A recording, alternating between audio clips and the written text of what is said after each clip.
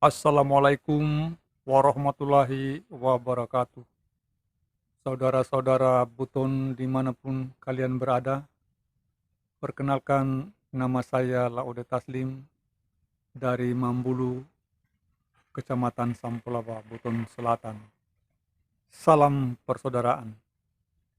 Kali ini saya akan berbagi cerita tentang kisah munculnya La dan Wa di Buton yang kita cintai ini. Namun sebelum kita lanjut, mohon kiranya channel ini di subscribe, like, komentar, dan share.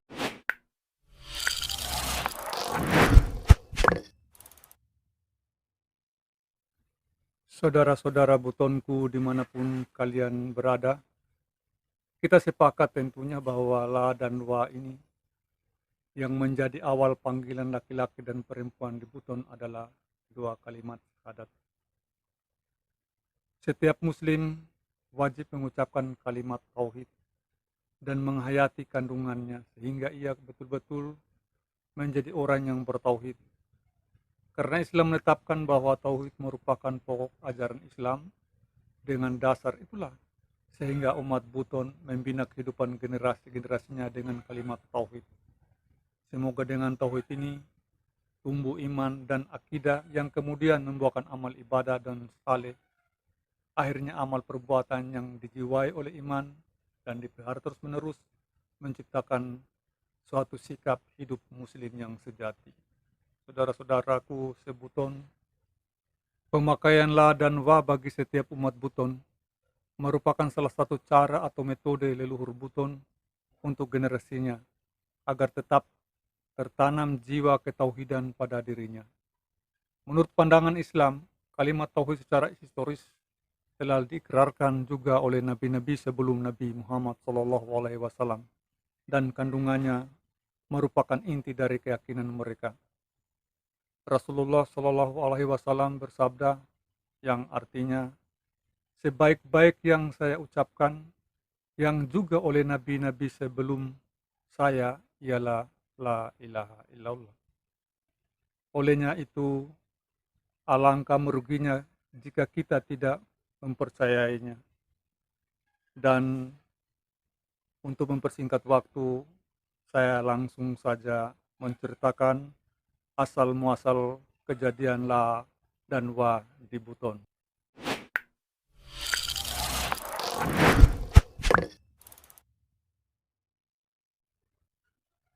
Berawal dari kisah cinta yang membuahkan pernikahan.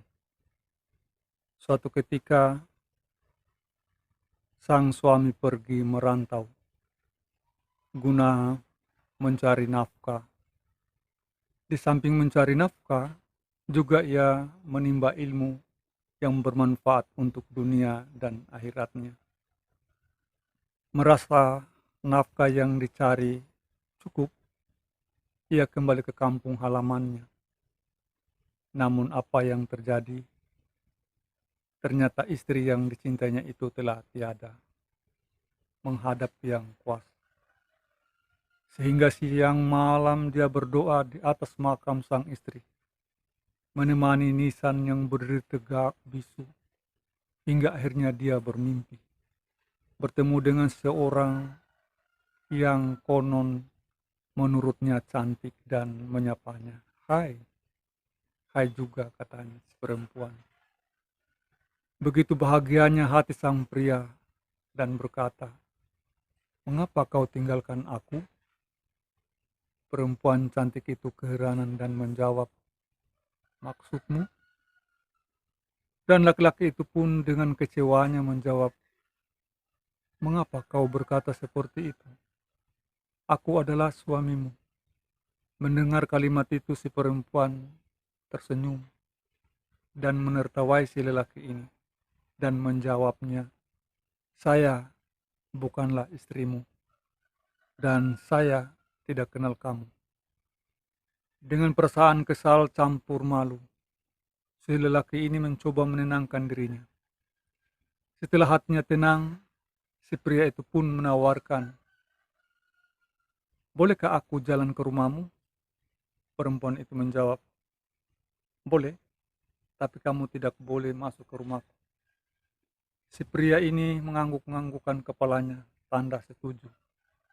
Lalu mereka pergi ke rumah perempuan itu dan sesuai janjinya, si lelaki ini menunggu di luar rumah. Setelah beberapa hari lamanya ia berada di luar rumah, kembali tergerak hatinya untuk masuk ke rumah si perempuan itu. Bolehkah aku masuk ke rumahmu? Perempuan itu menjawab, boleh, tapi sampai di kamar tamu. Iya, jawab si lelaki. Mendengar jawaban si perempuan itu, si pria langsung bergegas dan masuk ke rumah dan duduk menghadap di pintu rumah.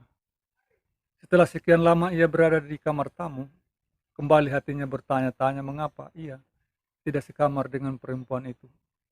Sementara dia adalah istrinya. Lalu ia menemui perempuan itu dan menawarkan untuk mereka sekamar berdua. Namun perempuan itu menolak dan berkata, kita tidak boleh sekamar karena kamu bukanlah suamiku. Laki-laki ini bingung mengapa si perempuan ini selalu berkata bahwa dia bukanlah istrinya. Padahal menurutnya dia, perempuan itu adalah orang yang pernah dinikahinya. Dengan rayuan hingga hati perempuan itu luluh dan berkata, boleh, kau sekamar denganku, tetapi kau harus menyediakan sarung, tikar, bantal, kelambu, pemele, yang hari ini sering kita sebut kamondo, dan lain-lain. Mendengar permintaan si perempuan ini, sang pria sangat gembira dan segera menyiapkan apa yang menjadi permintaan si perempuan ini. Suatu ketika, sang pria merayu si perempuan ini agar diizinkan untuk bersekelambu dengan dia. Namun si perempuan ini menolak dan berkata, tidak boleh karena kau bukanlah suamiku. Kata perempuan itu, kembali berkata kita sekelambu tetapi kau nikahi saya dulu. Mendengar kata nikah dari perempuan itu, dia kaget dan terbangun dari tidurnya. Kalimat nikah inilah selalu menghantuinya. Apa sebenarnya nikah yang menjadi permintaan perempuan tersebut? Di dalam hatinya selalu bertanya mengapa istri saya berkata seperti itu, sementara perempuan itu pernah saya nikahi. Di dalam hati lelaki ini berkata, sia-sia aku memiliki ilmu jika saya tidak menemukan istri yang saya cintai. Dengan rasa penasaran yang ditunjangi cinta yang mendalam terhadap perempuan itu, maka dia memutuskan untuk kembali merantau guna mendalami ilmu. Setelah merasa ilmu yang dimiliki sudah cukup, dia kembali ke tempat di mana perempuan itu dimakamkan. Namun hasilnya tetap nihil, saudara-saudara. Teman-teman, perempuan tersebut tidak mengakui sebagai suaminya.